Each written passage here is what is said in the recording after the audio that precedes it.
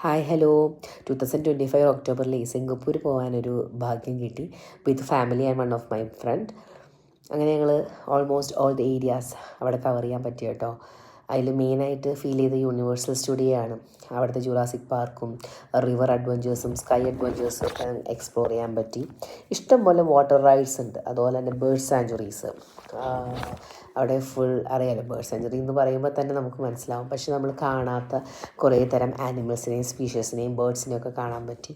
ഓഷ്യനോറിയം aquarium, that is also one of the most important thing that we have to visit in Singapore. Okay, so നമ്മൾ അതും visit ചെയ്യാൻ പറ്റി. പിന്നെ ഉള്ളത് Singapore ഫ്ലെയറാണ്. അതിൽ നമ്മൾ കയറി കഴിഞ്ഞാൽ സിംഗപ്പൂരിൻ്റെ ഓൾമോസ്റ്റ് ഓൾ ദി ഏരിയാസ് നമുക്ക് ഒറ്റ നോട്ടത്തിൽ കാണാൻ പറ്റും. നമുക്കൊരു ബിഗ് ഐഡിയ. സാന്തോസ ഐലൻഡാണ് മെയിനായിട്ട്. അവിടെയാണ് ഈ പറഞ്ഞ almost all the visiting areas കാണുന്നത്.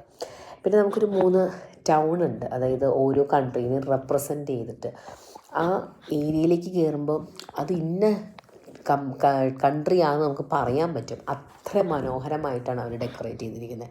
അതിലൊന്ന് ചൈന ടൗൺ ആണ്. അവിടുത്തെ ഫുഡ് ചൈനീസ് ഫുഡുകൾ തന്നെയാണ്. അത് എക്സ്പ്ലോർ ചെയ്യാൻ പറ്റി. പിന്നെ നമ്മൾ വിസിറ്റ് ചെയ്തത് ലിറ്റിൽ ഇന്ത്യ ആണ്.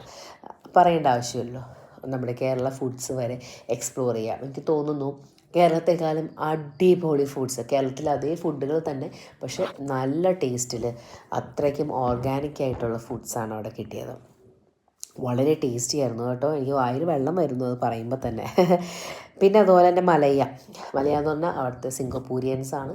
അവരുടെ മെയിൻ ഒതൻറ്റിക് ആയിട്ടുള്ളൊരു ഫുഡ് എന്ന് പറയുന്നത് സീ ഫുഡാണ്. അപ്പോൾ അതും കഴിക്കാനൊരു അവസരം കിട്ടി. പിന്നെ നമ്മൾ ഒരു ഗാർഡൻ ബൈ ദ ബേയിൽ സൂപ്പർ ട്രീ ഗ്രോ ഉണ്ടായി, അത് അറ്റൻഡ് ചെയ്യാൻ പറ്റി. മെറോലിൻ പാർക്കിലൊക്കെ പോയി നമ്മൾ അടിച്ച് പൊളിച്ചു. നിങ്ങൾക്കും ഇങ്ങനെ ഒരു അവസരം കിട്ടുവാണെങ്കിൽ ഉറപ്പായിട്ടും പോകണം, എൻജോയ് ചെയ്യണം, എക്സ്പ്ലോർ ചെയ്യണം. ഓക്കെ.